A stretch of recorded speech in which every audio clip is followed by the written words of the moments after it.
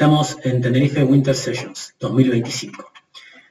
Antes que nada, agradecimiento a nuestros patrocinadores. Sin ellos todo esto sería imposible. A todos aquellos que pusieron esfuerzo en poder organizar esto, a todos los restos de speakers y al equipo organizador, que sin ellos tampoco sería posible esto, y por supuesto a todos los presentes. Bien, ¿qué tal? Me voy a presentar. Mi nombre es Leonardo Micheloni, soy arquitecto de software, trabajo actualmente en Tokiota, Madrid. Soy argentino y soy Microsoft MVP. Como ven acá tengo 3 estrellas de los 3 mundiales que ganamos. Nada. Después más adelante dejo mis datos por si alguien quiere contactarme. ¿De qué vamos a hablar hoy? Bueno, hoy vamos a hablar de Kubernetes. Kubernetes es un tema amplio y hoy vamos a hablar de él en modo introductorio, por eso dice 101. Y desde el punto de vista del desarrollador. No vamos a ahondar en temas de infraestructura muy complejos, sino conceptualmente para que alguien desde el punto de vista del desarrollador, como soy yo, pueda defenderse o hacer sus primeros pasos con Kubernetes o interactuar con Kubernetes en un entorno real. Bien, entonces, como dije antes, vamos a ir a lo básico, no vamos a complicarnos con cosas. Hay muchas cosas muy complejas, como dije, nosotros vamos a ver probablemente un 5% de todo lo que es Kubernetes, que es muy complejo. Vamos a ver los componentes principales, sobre todo aquellos con los que vamos a interactuar más siendo desarrolladores. Y lo vamos a simplificar lo más posible para que quede el concepto. Al final, después, siempre podemos ir a la documentación para profundizar de algún detalle que se nos haya escapado. Pero siempre es importante entender conceptualmente cómo interactúan las cosas entre sí. Entonces, antes que nada, para poder comprender esta charla es necesario saber Docker. Yo voy a explicar todo desde el punto de vista de alguien que sabe Docker y que lo usa Docker y comprende los conceptos, y voy a hacer comparaciones probablemente. Así que por favor, si no saben Docker antes, por lo menos hay que manejar los conceptos para entender, si no va a ser demasiado complejo todo, ¿sí? No soy un experto, ¿sí? Si bien estoy certificado y lo uso en el día a día y trabajé en muchos proyectos, como dije antes, es un tema súper extenso y es probable que las cosas que diga se me escapen detalles, porque no soy un experto ni muchísimo menos, ¿sí? Y también van a ver que voy a usar ejemplos en el Visual Studio Code y uso el fondo claro, porque nada. Bien, vamos a ver unos ejemplos que también funcionan porque como somos desarrolladores nos gusta ver el código. Entonces, sin más preámbulos, vamos a empezar por acá.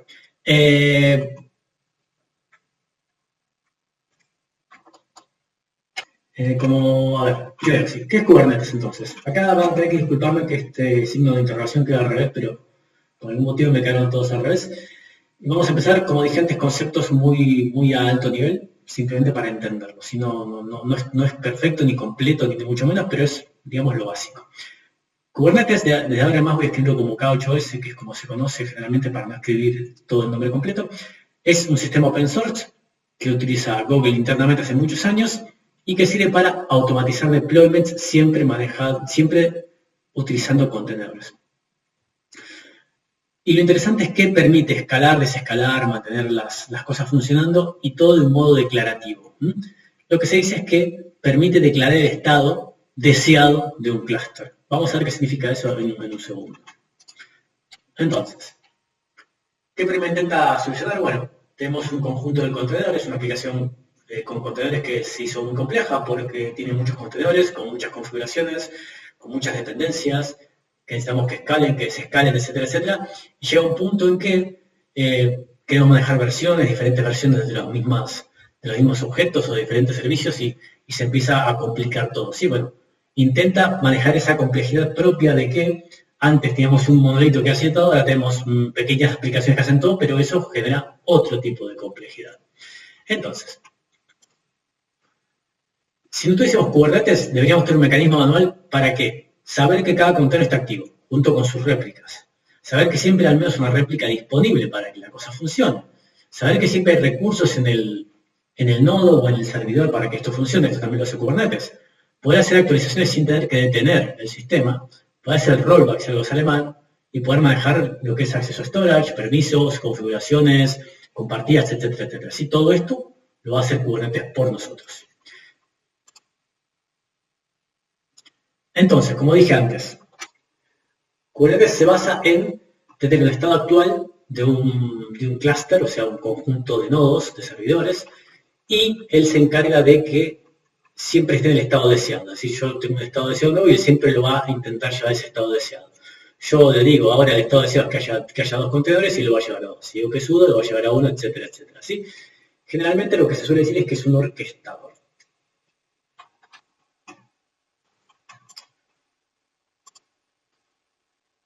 Simplificando un poco el modelo para fines informativos, porque no vamos a interactuar demasiado nosotros con esto, más o menos la organización de las grandes piezas de Kubernetes son estas. Los nodos, que van a ser los servidores donde van a ejecutarse nuestras aplicaciones, que podemos tener muchos, y esto le llamamos un clúster. Un master node, que es el nodo maestro que controla a los demás, que en general tenemos un nodo dedicado para controlar el estado de los demás nodos. Y dentro de ese master node tenemos un par de componentes interesantes propios de Kubernetes. Como el API Server, nosotros vamos a interactuar con una herramienta que se llama kubectl y enviar siempre comandos a esta API. Y la API se va a encargar de comunicarse con el resto de componentes y hacer que los comandos lleguen a los nodos. El Store, que va a ser donde se va a guardar estados. El Scheduler, que va a ser el encargado de programar la creación y destrucción de elementos. Y el Controller Manager. Entonces, vamos entonces ahora sí a bajar un poquito de nivel. Vamos a hacer de cuenta que nos acabamos de meter dentro de un nodo. Dentro de cada nodo, nosotros, en realidad, bueno, esto lo podemos evidentemente configurar de cualquier manera, pero los componentes principales que vamos a ver son estos. ¿Sí? Yo los dibujé de esta manera. Este dibujo me gustó, lo encontré en un curso en Pluralsight, me parece muy interesante, una forma muy interesante de verlo. Y esos son los componentes que vamos a charlar hoy. ¿Sí? Hay más componentes, hay más complejidad, hay más detalles, pero vamos a centrarnos en esto que para un developer está más que suficiente. ¿Okay? Entonces, tenemos deployments, pods, que son donde nuestras aplicaciones, por decirlo de alguna manera, nuestras aplicaciones son pods, vamos a llamar de storage, y services. Bien, primero que nada, ¿por qué como developers nos interesa saber Kubernetes? Bueno, porque para empezar, una vez que montemos nuestros servicios con un montón de contenedores, queremos emular lo que pasaría en producción. No es lo mismo tener levantada la aplicación ejecutando desde Visual Studio, por ejemplo, que realmente en un contenedor. Queremos evaluar la escalabilidad, el manejo de sesiones, etcétera, etcétera. ¿Sí? Queremos evolucionar, por ejemplo, tenemos un Docker Compose y queremos evolucionar a Kubernetes. ¿Sí? Yo no digo que use un Docker Compose en producción, aunque lo he hecho, pero digamos que la evolución natural sería esta. ¿Sí? Aunque vamos a ver que es mucho más complejo Kubernetes que Docker Compose. Podemos crear un entorno exactamente igual, end-to-end, porque podemos, no sé, una pieza que sea nuestra, el resto que sean propias.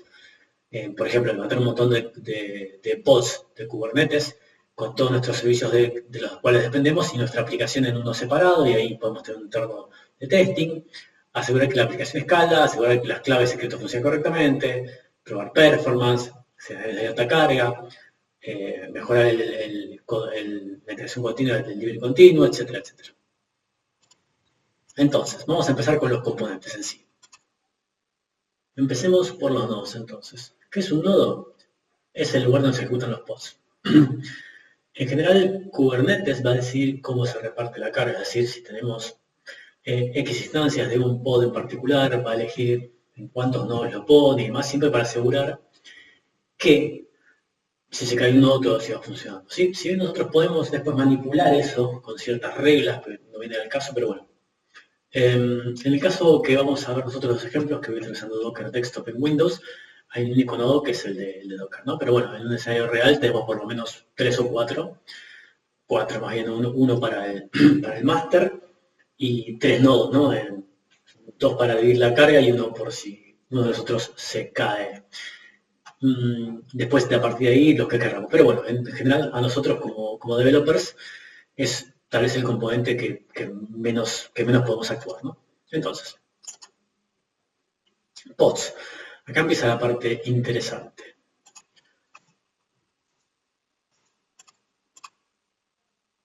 Bien, el pod en el gráfico que vimos al principio son estos rectángulos que están acá. ¿Sí? En general tenemos al menos uno. Dentro de los pods van a ir los containers.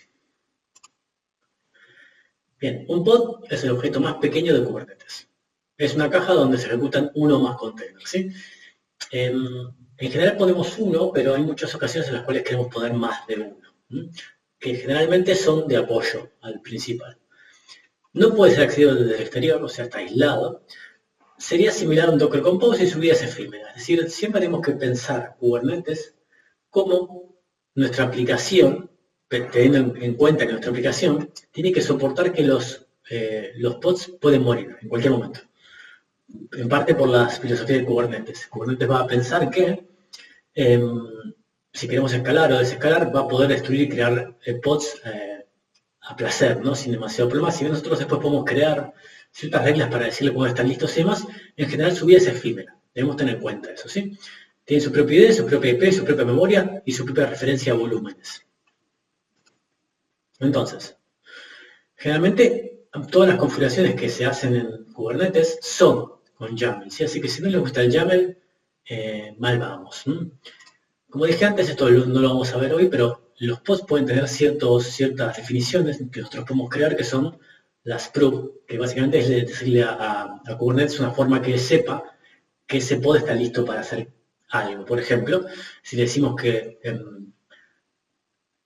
el liveness proof, le podemos decir que de esta manera él puede saber que ese pod está vivo. Entonces, si tomamos un endpoint para que él chequee, él sabe que no está sano, por ejemplo, está vivo, y lo puede destruir y crear uno nuevo, ¿sí? O otro para saber que está listo para recibir mensajes, para saber que puede redirigir tráfico, etcétera, etcétera. Todo esto lo tenemos que conocer porque, en general, lo que se suele hacer es crear endpoints o comandos para que nuestra aplicación sepa cómo comunicarse con Kubernetes a través de estos proofs.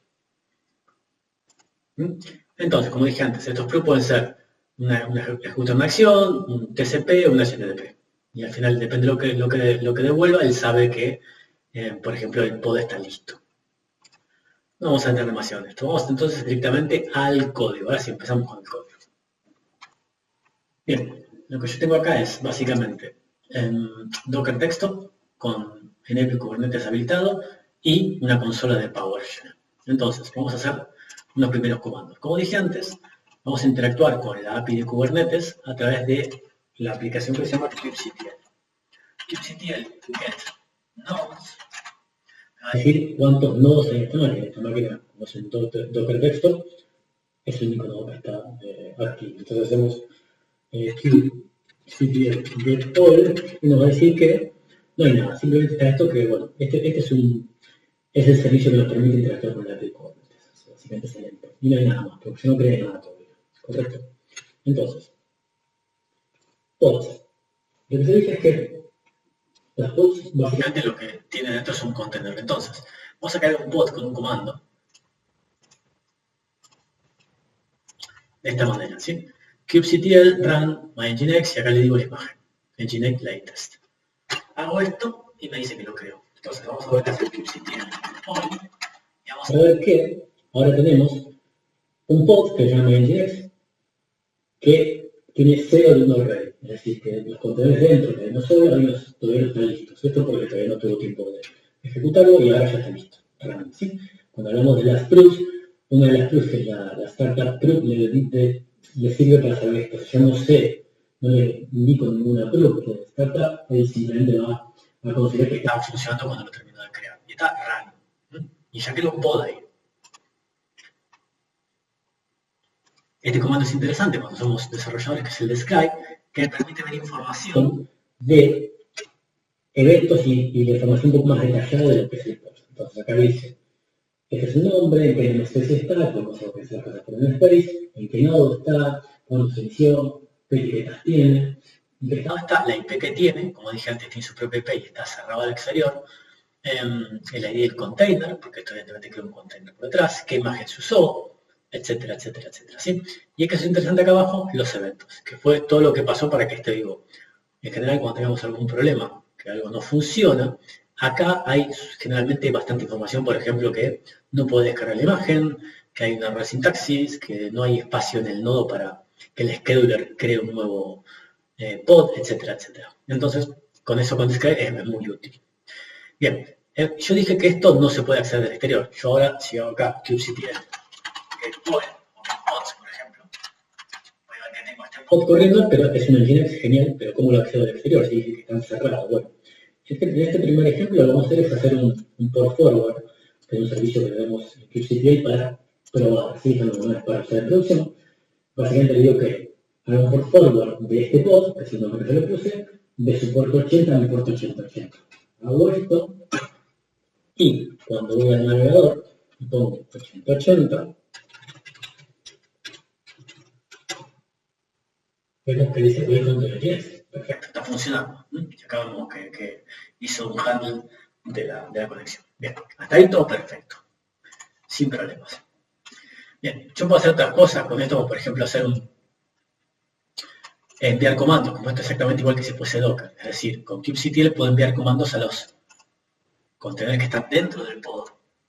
Por ejemplo, kubectl run, perdón, me equivoqué. No lo copié. Vamos otra vez. Kubectl exec. Esto es igual que en Docker. Exec, el nombre, y le digo que quiero que ejecute. Adentro tenemos Nginx, entonces yo le voy a decir que el comando que envíe sea Nginx menos p corta, y esto que va a hacer es darme la versión de Nginx porque dentro de Nginx. Básicamente le envío un comando, que obviamente podría hacer cualquier cosa el comando. ¿No? Esto es igual que en Docker, igual. Acá vuelvo a hacer lo mismo, copio acá, pego, le digo que haga un bash y le pongo menos IT, esto es igual que en Docker, menos IT significa devolverme la consola, interactivo, y bash, y lo que hago es meterme dentro del contenedor, y acá estoy dentro del contenedor. Si hago esto, etcétera, el S será Nginx con N, etcétera, etcétera, acá está, bueno, lo clásico de Nginx, ¿no? La que conf, Nginx cloud, bla, bla, bla, ¿sí? Etcétera. Básicamente es exactamente igual que en Docker. Y por supuesto, lo que puedo hacer es copiar cosas adentro con un CP y por supuesto también puedo borrar. Si lo borro, lo que vamos a hacer es que goodbye contenedor. kubectl de all, y vemos que no está más el pod, alias pod. Bien. Entonces, como dije antes, evidentemente hacer todo de esta manera es poco práctico, lo que suele usar es YAML. Es decir, creamos un YAML que nos permite decirle esto mismo, obviamente con más detalle, a Kubernetes para que nos cree elementos. Por ejemplo, yo acá tengo la definición de un pod. Básicamente esto es un lenguaje propio de Kubernetes, es un YAML que hay que aprenderse, ¿no? Acá dice que voy a crear un pod, que le voy a llamar Nginx y que le voy a decir que la imagen que use sea esta. Y nada más, no tiene mucho secreto. Después esto se vuelve súper complejo. Si yo quiero, ahora voy a borrar acá, no tenemos nada. Si hago kubectl apply, no sé, pod, tuki, va a ser exactamente lo mismo. Hago getol y tengo un pod corriendo que lo creé a partir de el mismo YAML. Igual como hice antes. En general lo que vamos a hacer es esto. Hacerlo mano, menos que tenemos una prueba muy rápida, no tiene mucho sentido porque se puede hacer todo con comando, pero es súper engorroso, ¿no? Y lo mismo para borrarlo. Si yo hago esto, puedo, utilizando el mismo archivo, decirle que en vez de apply, haga delete de lo que es el archivo y lo borro. Y ya está. Bastante simple. Acá está lo de las pruebas. No vamos a entrar en detalles, pero bueno, acá digo la prueba de que está vivo, la prueba que está hecho para ser leído, que tipo se puede pegar y lo que tiene que hacer. Pero estoy diciendo que mi servicio va a estar listo cuando pueda hacer un viaje exitoso a este lugar. Y que bueno, gaste 15 segundos antes de empezar, y que lo haga cada 5 segundos y que acepte un fallo. Bueno, esto es relativamente entendible, no vamos a meternos en eso porque no nos va a dar el tiempo sino, pero bueno. Entonces, siguiente cosa. Vamos a volver a la presentación. Bien, acá tengo lo mismo. Es decir, que no lo vamos a hacer por comando. Se puede hacer todo por comando, pero ya es medio infernal, ¿sí? Pero básicamente creo en un YAML lo mismo. Y fíjense que lo interesante es que de aquí hacia abajo, esto es muy parecido al pod anterior. Simplemente que la parte de arriba al final tiene sentido. Si el deployment maneja pods, que tenga dentro un pod, ¿sí? Lo único diferente es que fíjense que acá le puse dos réplicas. como el deployment se encarga a través del replica set de manejar el estado de los pods, yo le puedo decir cuántas réplicas tiene. Vamos a ejecutarlo para ver lo que pasa. kubectl apply -f deployment kubectl get y vamos a ver que hay 2. Lo interesante acá es que los pods tienen un número mágico porque como son varias instancias, les puso el nombre, después les puso un número raro. Y acá hay deployment, que es el que los controla. Si yo, fíjense qué interesante, vamos a ver esto que está acá. Lo voy a intentar borrar. Voy a copiarme esto, lo voy a hacer kubectl delete pod. Le voy a poner el nombre. Voy a intentar borrarlos, MyNginx, que termina en tjg. Lo borro, tuki, ahora voy todo y sigo teniendo 2. Pero, fíjense que este que yo borré no está más. ¿Qué pasa? Como el trabajo del deployment es encargarse de asegurar que la cantidad de réplicas que yo quiero exista, lo que hizo fue que apenas yo lo borré, creó otro. Y de eso se encarga, ¿sí? Básicamente controla la vida de los pods. Por ejemplo, una cosa que yo puedo hacer es escalar. Voy a hacer esto, pegarme acá, voy a ver acá y voy a decir que tenemos 2 réplicas. Bueno, vamos a decir que tiene ahora 6. 6. kubectl get tuki, mira lo que está pasando. Están las que estaban y va creando otras. Unas están creando, están corriendo, etcétera, etcétera. Tuki y allá están las 6 corriendo. Así de rápido, así de fácil. Y las escala, diciendo, por supuesto que las puedo escalar. Réplicas una. ¿Qué va a hacer? La va a dar de baja. Va a dejar solo una. De hecho, ya quedan 3. ¿Qué hacer? Queda esta, 2 que están terminando. Y adiós. Y hay más 2. Solamente quedó uno. Esa es la magia de los deployments. Lo mismo pasa cuando quiero actualizar. Tengo el que acabo de ejecutar. Tenía una versión de Nginx y la quiero cambiar, porque la aplicación cambia de versión, lo que va a hacer es crear nuevas y cuando estén listas va a dar de baja las otras. Y ya está. Automáticamente me permite actualizar de versión sin detener nada. Como dije, yo también puedo, mediante comandos, decirle que utilice tal o cual estrategia. No vamos a abonar en eso, pero lo que tenemos que saber es que, gracias a los deployments, podemos, sin tener la negación de servicio, escalar o desescalar. Y él se encarga de que todo funcione. Como dije antes, las proofs que pasamos un poco por alto al principio, sirven también para esto. Si nosotros decimos que hay una proof que le permite saber si el pod está listo para recibir tráfico, él lo va a tener en cuenta para chequearlas y saber que están correctas antes de dar de baja los servicios anteriores cuando está haciendo un cambio de versión. Porque yo le dije, si no le digo nada, lo que va a hacer es que una vez que está, digamos, se levantó el contenedor, va a considerar que está correcto, ¿no? Pero lo ideal sería tener proofs para todo lo que tiene que haber que sean correctas y con eso nos ayuda un montón, ¿sí?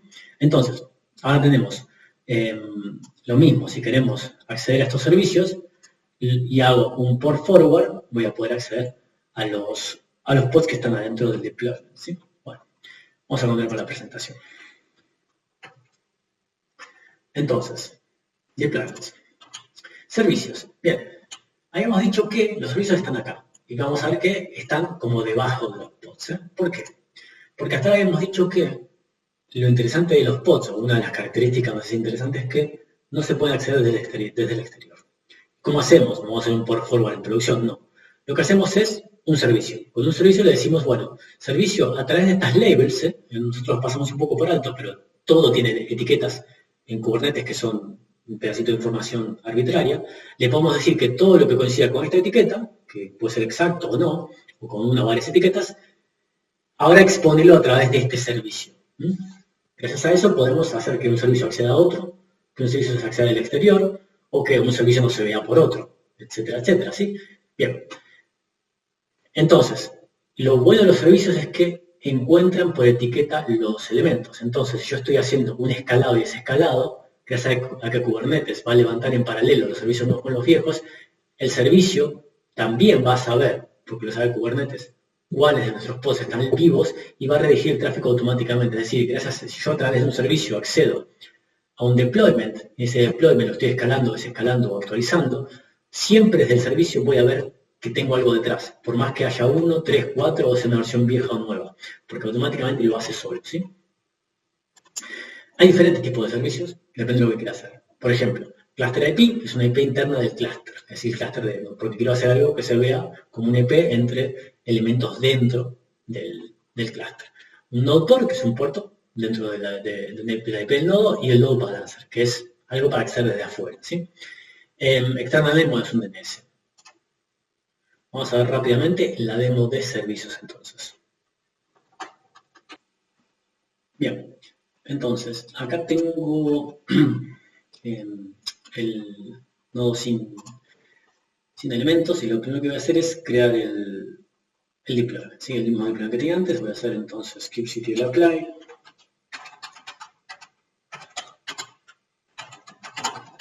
Deployment. Creo el deployment, evidentemente no lo puedo hacer y ahora voy kubectl apply service.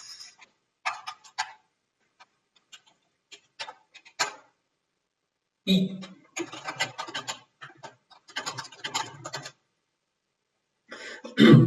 es el tipo load balancer y si voy al 8088,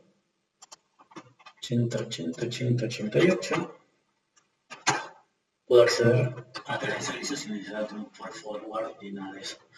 Que básicamente es la utilidad de servicios. O sea, como dije antes, en este caso tengo dos instancias, una instancia y es indiferente. Si yo escalo y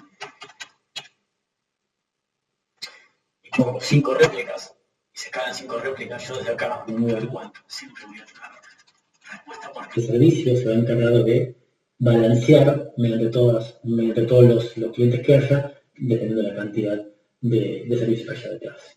Veremos si realmente sigue ese estado, no tengo ningún problema. Esto va a seguir funcionando sin problema. Entonces, como dije antes, por supuesto que yo puedo, cuando hago un cluster IP, acceder de un servicio a otro, etcétera, etcétera. Este caso es para externos, ¿sí? En el caso que yo estuviese en un entorno como Azure y demás, con el load balancer no alcanzaría, esto después hay que rutearlo a algún servicio externo como un gateway y demás, pero bueno, ya son cosas más de infraestructura. Nosotros con saber que esto existe por ahora, nos va a alcanzar. Entonces, como dije antes, creo un load balancer y acá está el ejemplo de las réplicas, subimos o bajamos réplicas. Bien, vamos entonces a pasar a la parte de storage. Vamos a presentación.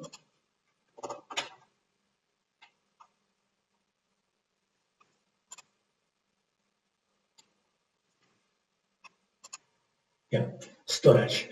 Probablemente la última parte así súper relevante que nos compete el día de hoy. Y se ubica acá arriba. Como verán, también está muy asociado a los pods. ¿Qué es storage? Bueno, básicamente es cuando queremos compartir información, o queremos persistir más allá del área de un pod. Como dije antes, tenemos que pensar que Kubernetes maneja los pods como algo efímero, porque los escala o desescala, detecta que no están vivos, los reinicia. Entonces, evidentemente, necesitamos algún elemento para compartir información o para persistir información más allá de la vida del pod, tenemos que contar con algo que nos permita hacerlo, ¿no? Y acá es donde empiezan a jugar los storage. ¿Qué tipo de storage hay? Hay muchos volúmenes, que básicamente es como si fuese una unidad de disco en volumen. Storage classes, bueno, vamos a ver qué es eso, config map y secret, ¿sí? Bien, vamos a verlo con ejemplos, porque es un tema un poco complejo, pero lo vamos a intentar simplificar. Bien, dentro de los tipos tenemos los empty dir, que básicamente es un pedazo dentro del pod. Por ejemplo, para que si yo tengo más de un contenedor dentro del mismo pod, puedan compartir información por algún directorio. Evidentemente, cuando se cae el pod, esta información desaparece, ¿sí? Pero si tengo un contenedor dentro del pod que hace algo y otro contenedor que hace algo auxiliar, por ejemplo, enviar logs, tal vez un directorio, un empty dir me sirva para que compartan información o algo para que mi pod escriba información temporal, etc. Bien. Hostpath, que básicamente es un path dentro del file system del host. Esto es en el nodo.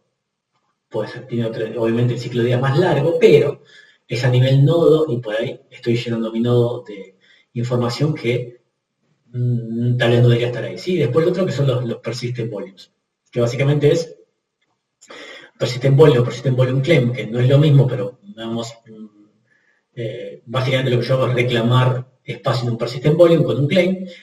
Básicamente es eso, es una unidad externa que desde el punto de vista del elemento de Kubernetes, en este caso el pod, yo no sé qué es, pero yo pido espacio en un persistent volume y me lo da. Y entonces eso puede estar asociado a un disco externo, a un storage de Azure, a bla, bla, bla.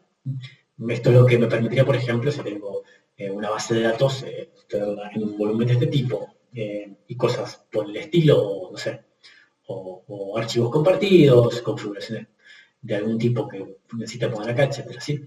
Ahora, dentro de los tipos de storage, acá vemos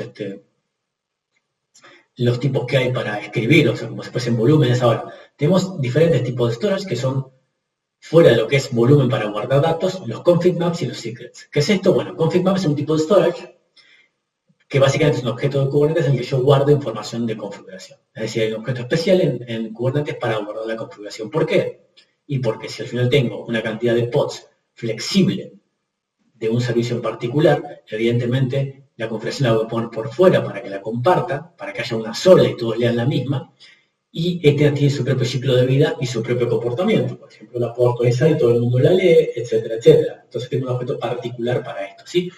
Y los secrets son algo parecido al config map, pero que tiene información sensitiva. Así, en general, esto se crea con YAML y esto en general se crea por línea de comando, para que, digamos, el que lo crea sea el único que sabe la orden que tiene adentro, pero se puede crear con YAML también. Entonces, como dije, el config map es por la información de configuración y secrets, por ejemplo, o sea, el config map, por ejemplo, puede información que compartan muchos pods, ¿no? El pod de base de datos tiene no sé, vamos a decir, el connection string, y está en el mismo config map y lo acceden varios pods diferentes de diferentes tipos porque todos lo necesitan, ¿sí? Y después la clave, y después el config map apunta a un secret y el secret, bueno, etcétera, etcétera. Entonces, vamos a ver un pequeño ejemplo de esto.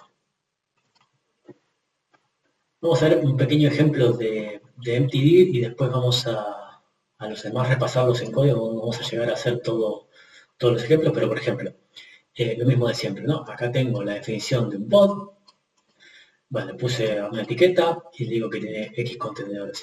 Vamos a ver una cosa interesante acá, que yo le digo que tengo unos volúmenes montados, ¿no? Siempre para acceder a volúmenes, a todo lo que son volúmenes, mtdir, hostpad o volume claims, pongo volume mount a nivel container, ¿no? Y le digo dónde lo monta. Tiene un nombre, le digo que monta en este directorio del contenedor.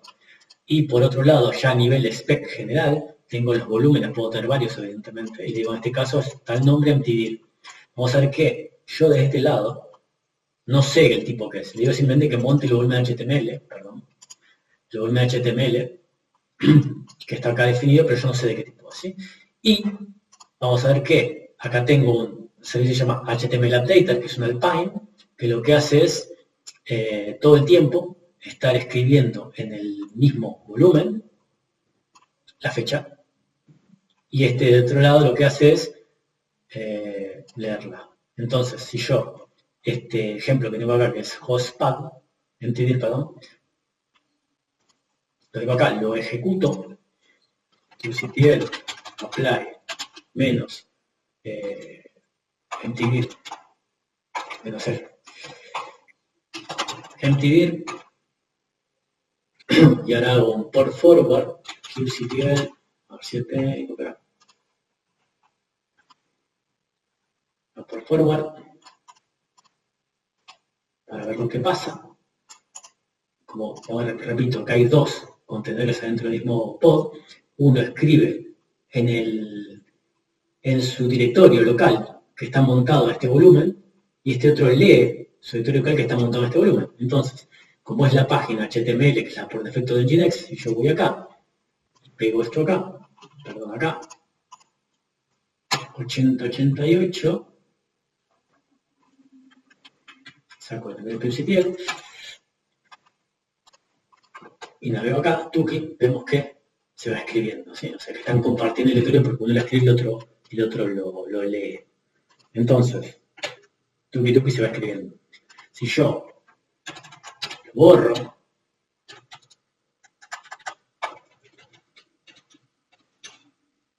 evidentemente deja de funcionar, eso no sorprende a nadie, deja de funcionar, y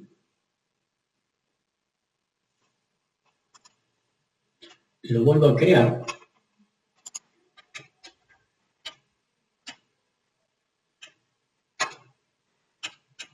por forward acá, evidentemente ahora, ahí está, evidentemente ahora no va a haber escrito casi nada porque recién arranca, como era un empty estaba dentro del pod. ¿Ok? Entonces, vamos a borrar esto. Esto en cuanto a los empty. El hostpath, bueno, es parecido nada más que está en el host. Acá en este caso lo que pasa es que va a persistir, si no lo vamos a hacer ahora porque no nos va a dar el tiempo. Y el persistent volume, que esto es un poco más complejo, al final es un objeto más complejo que sí o sí es un elemento externo. ¿Sí? Yo declaro un volumen de un tipo, esto ya, digamos, depende de dónde tenga el volumen. La clase, volumen y demás va a cambiar, esto es Clash, no viene al caso, pero creo un volumen y lo que yo hago es crear un claim, que básicamente es reclamar un tipo de volumen. Reclamo un tipo de volumen, reclamo 1 giga. Y después, en mi deployment o donde sea, le digo que tengo evidentemente un volume mount que apunta a un volumen y de este lado le digo que en lugar de decir acá hostpath o mtdir, acá dice volume claim. Que estoy reclamando, estoy asociado a este claim. ¿Este claim qué es? Es reclamar un espacio de un tipo de storage. Acá está declarando el storage. Y esto, en general, cuando trabajamos como programadores, vamos a hacer esto nosotros. Y todo esto de acá arriba va a ser alguien que se encargue de configurar el nodo. Porque esto digamos, ya es más configuración propia de hardware. Por ejemplo, esto apunta a un Azure Storage, a un Google, lo que sea. No está en nuestro alcance general tocar esto. Entonces, generalmente nosotros vemos esto, y es tal cual lo anterior. Es un volume mount, yo puedo tener n. Fíjense que esto es un array, tengo uno, puedo tener un montón. Y los monto y los uso. Entonces, config maps. Como digan, el config map es para configurar. Lo mismo. Creo un archivo, por ejemplo, el config map, lo mismo, es un YAML, no sé qué, acá le pongo un montón de variables, y después básicamente lo que hago es montarlo. Acá lo puedo montar como un directorio, y lo que voy a ver es este dato. Ya puedo montar un config map como un directorio, o lo puedo montar, en este caso tengo otro config map que le pongo clave de valor, y directamente acá lo que hago es, esto ya se empieza a poner bastante más complejo, acá tengo un deployment, y lo que estoy haciendo es, como variables de entorno, le digo, variable de entorno tal, esto va a hacer es setear la variable de entorno dentro del contenedor, como si fuese la variable de entorno del sistema operativo, ¿no?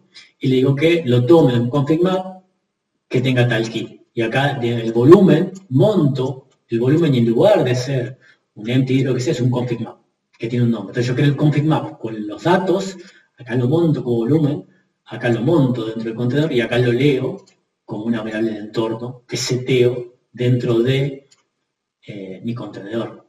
Un poco más complejo, ¿no? En cuanto a los secrets, que es lo último que vamos a ver, es algo similar. Pero básicamente son datos que no se pueden ver. Yo acá puedo meter certificados, keys y demás, pero esto es muy parecido a confirmar. Entonces, para ir cerrando.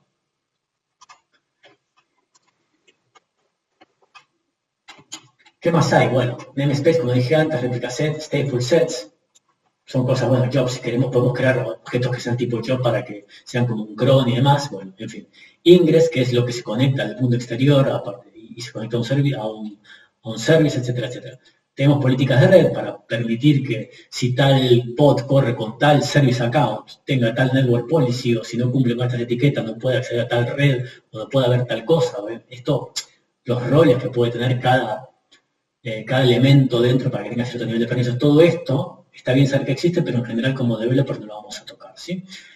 Bueno, me queda un minuto, lo último que quiero hacer es mostrar un último ejemplo, que es el siguiente, y es, acá tengo el Docker Compose básicamente de la página de Docker, de cómo es un WordPress, ¿sí? Tengo el WordPress, con su imagen de WordPress, sus puertos, sus environment variables, su volumen. Acá están los volúmenes, es un Docker Compose, la base de datos, es un MySQL, con su variable de entorno, etcétera, etcétera. ¿Sí? ¿Cómo queda esto si le puede pasar a Kubernetes? Pero tengo que crear un objeto para el despliegue de acá.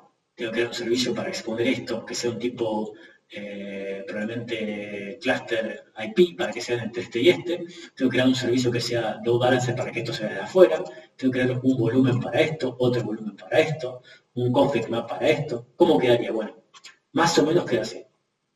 Config map, secret, persistent volume claim para WordPress, otro persistent volume claim para MySQL, un servicio para que WordPress se pueda ver desde adentro, Nodeport, se vean entre sí, el WordPress digamos se ve desde afuera, el MySQL, otro servicio para que el MySQL se vea desde el deployment de WordPress con sus variables de entorno que están tomadas del persistent volume claim, el deployment de MySQL, etcétera, etcétera, ¿sí? ¿Qué quiero decir con esto? Que al final todo esto tiene más control, pero tiene más complejidad. Al final, yo creo que comprendiendo cómo funciona este archivo que está acá, como developers estamos bien, nos alcanza y después saber que podemos hacer ciertos comandos y más, con eso nos alcanza para poder, vivir con Kubernetes y por ahí en adelante estudiar un poco más, pero como dije, de acá pasamos a acá. Es mucho más complejo, hay muchos más objetos y lo importante es saber cómo interactúan entre sí. Entonces, sin más, voy a agradecer a todo el mundo que estuvo ahí, a los organizadores una vez más y a los patrocinadores por este espacio. Y bueno, nos vemos la próxima vez. Cualquier cosa me pueden contactar, buscarme en LinkedIn por mi nombre, Leonardo Michiloni, y nos estamos viendo. Muchas gracias.